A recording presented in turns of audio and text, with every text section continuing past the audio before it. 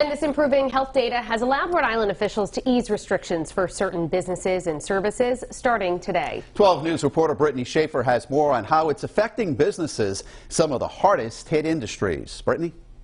Well, the state is granting more freedom for industries hit hardest during this pandemic, like restaurants, gyms, weddings, and funerals. Businesses I spoke to today say these changes are promising for the future.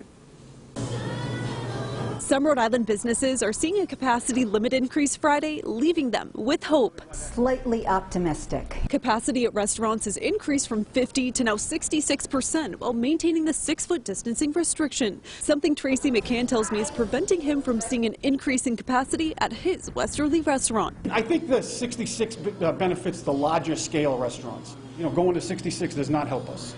Not with the square footage that we have. Gaetano's International Restaurant can currently fit 58 people out of their 144 total capacity with the 6-foot table distancing. Also changing Friday, gatherings for funerals has now doubled with 30 people indoors and 50 outdoors. For weddings, the state is hinting by the start of April 100 people indoors with 150 outdoors. The state will also discuss dancing later this month. Gyms can now also have one person per every 100 square feet, up from every 125 square feet. It was definitely missed.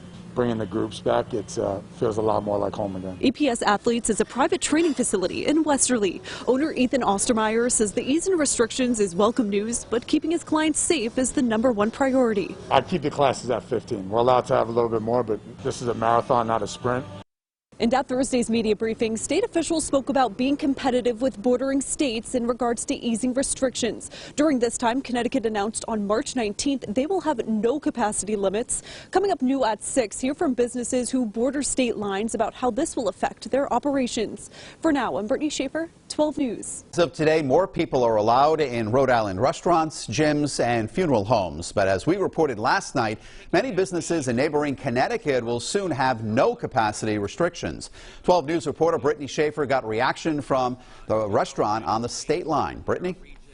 Thursday, Connecticut Governor Ned Lamont announced plans to eliminate capacity restrictions altogether. The news coming as a shock to some business owners right over the state line in Rhode Island. In 2 weeks, Connecticut restaurants can have 100% capacity, something Tracy McCann tells me he wouldn't do yet at his Westerly restaurant just 2 miles over the border. No, I think we'd hold back. Meanwhile, today, Rhode Island eased restaurant restrictions from 50 to now 66% with 6-foot distancing between tables. Following that, McCann tells me Gaetano's restaurant can fit 58 people out of their 144 total capacity. He says the restaurant is doing well under current restrictions while also keeping customers safe. Different states are handling it differently. Rhode Island has its way of handling it.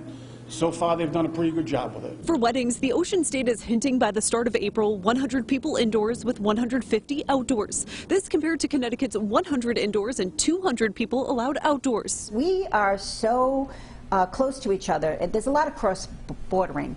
And we've heard it. My caterers will call me, say, I lost a wedding to this place. I lost an event to this place. At Thursday's media briefing, Rhode Island officials spoke about being competitive with bordering states in regards to easing restrictions. The Rhode Island Hospitality Association says predictability for planning future events is key, and some of that is expected to be addressed at next week's COVID briefing. He's been intimating about opening up even more. We have sent a letter with some of our requests and looking at it. And the state is expected to talk about dancing at weddings during next week's COVID briefing, something Massachusetts will start permitting on March 22nd. I'm Brittany Schaefer, 12 News.